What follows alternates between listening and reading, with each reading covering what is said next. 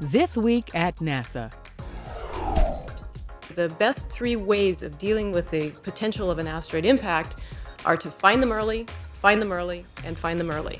There are fewer asteroids in Earth's vicinity than previously believed. That finding was made by NASA's Wide Field Infrared Survey Explorer, or WISE, satellite. We've learned with NEOWISE that the worldwide community of astronomers looking at near-Earth asteroids have found 93% of all the really big near-Earth asteroids that we think are out there. And this has substantially reduced the risk of an impact that is not warned. In other words, we know now where most of them are and where most of them are going. The sky survey conducted by WISE also yielded more accurate estimates of asteroid sizes. Scientists may use this data to determine which near-Earth asteroids are most suitable for future exploration. Already, NASA has found more than 90% of the 1-kilometer size asteroids orbiting near our planet. Overall, at this point, our understanding of the near-Earth asteroid population has been significantly improved, and we believe that the hazard to the Earth may be somewhat less.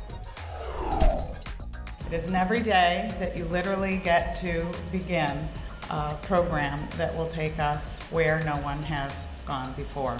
Deputy Administrator Laurie Garver was keynote speaker at Space Launch System Industry Day in Huntsville.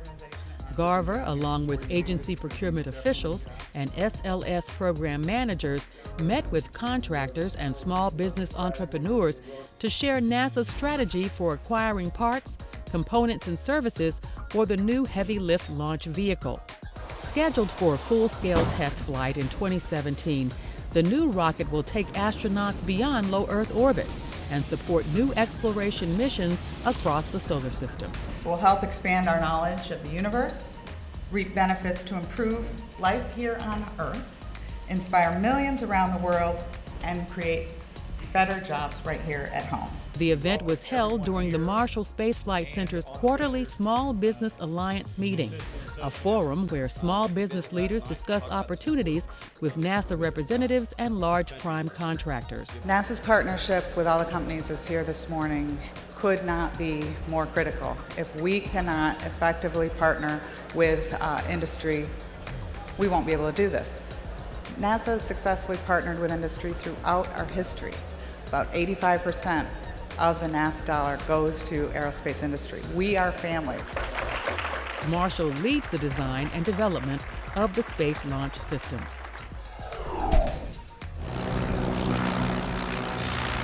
In the skies above Santa Rosa, California, 3 flight teams competed in the Cafe Green Flight Challenge for the title of Most Fuel-Efficient Aircraft in the World.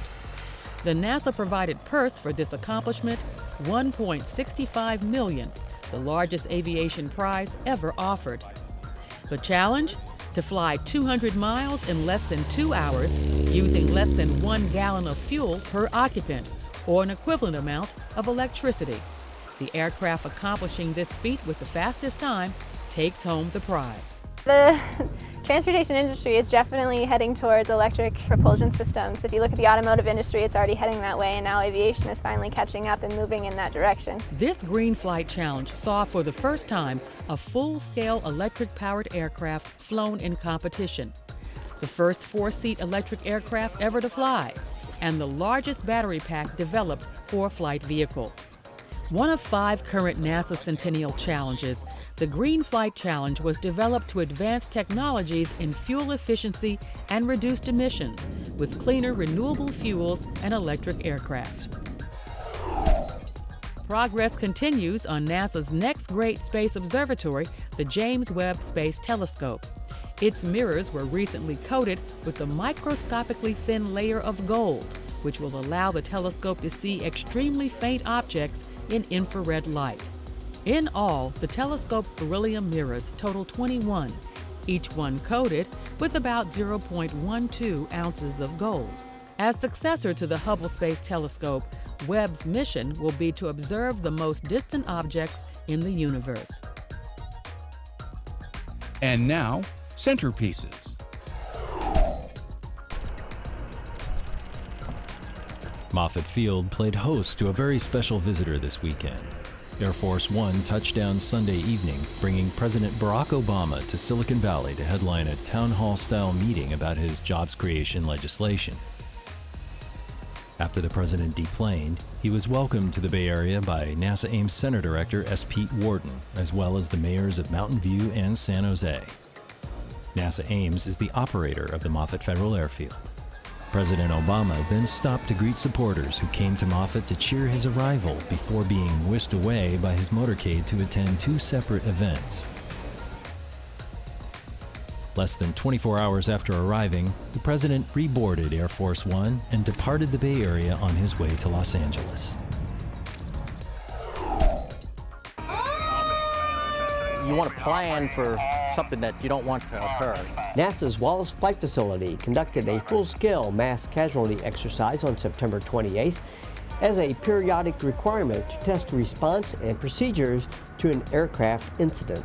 We had a P-3 aircraft having an in-flight emergency and crashed here on the runway with, I believe it was 11 personnel on board. The exercise simulated the crash of an aircraft on Wallops Airfield, and evaluators scrutinized the communication, response, and coordination between Wallops emergency response staff, local emergency management staff, and local hospitals. All the players that's in the mishap response plan for aircraft mishap response, did they participate and did they do their job as outlined in the plan? There is a strong, mutually supportive relationship with the nearby communities and Wallace Flight Facility that is essential for effective incident response and life-saving measures. We have what we call a mutual aid agreement with the outside departments where if they need our help because of our specialized equipment, we go help them.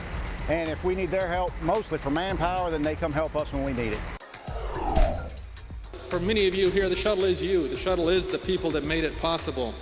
More than 300 retirees and former employees of NASA's Dryden Flight Research Center and Edwards Air Force Base and guests joined current Dryden employees recently at a Space Shuttle tribute luncheon in Dryden Shuttle Hangar.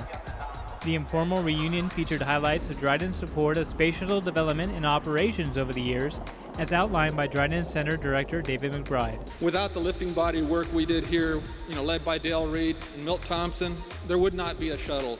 Without groundbreaking X-15 flight test, flight research work conducted here at Edwards and at Dryden, there would not be a shuttle. Without the F-8 digital fly-by-wire program, there would not have been a shuttle. NASA astronaut Rick C.J. Sturkow, commander of STS-128, the last shuttle mission to land at Edwards in September 2009, offered his personal tribute to those attending. I've had the opportunity to meet many folks here today who were with the entire program more than 30 years and all the way dating back to the approach and landing tests. And it's a great honor for me to hear some of the stories and enjoy some of the unique moments that you've been able to share with me today. In pre-recorded video comments, NASA Administrator Charlie Bolton recognized Dryden and Air Force employees' support of the shuttle program and stressed the agency's commitment to human exploration of space. We will continue the grand tradition of exploration. The future belongs to us, and just as those who came before us did, we have an obligation to set an ambitious course and take an inspired nation along for the journey. I'm Rosa Diaz, and I work as a mission systems scientist at Space Telescope Science Institute in Baltimore, Maryland. I'm in here to support scientists from all over the world so they can do astronomy, they can do science using Hubble. Trying to understand how galaxies form, how stars form, what was beyond things that we could see motivated me to go and study astronomy. I have been involved you see that the combination of these two colors trying to bring astronomy to kids. If it has more energy. Talking to them about what it takes to do science. While I love being an astronomer, I also love being a mom.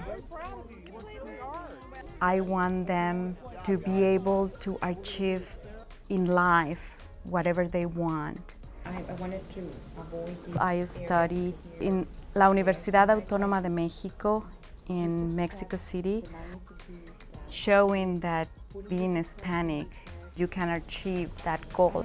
I mean, seeing other people that they relate with because of their background, it is motivating for them.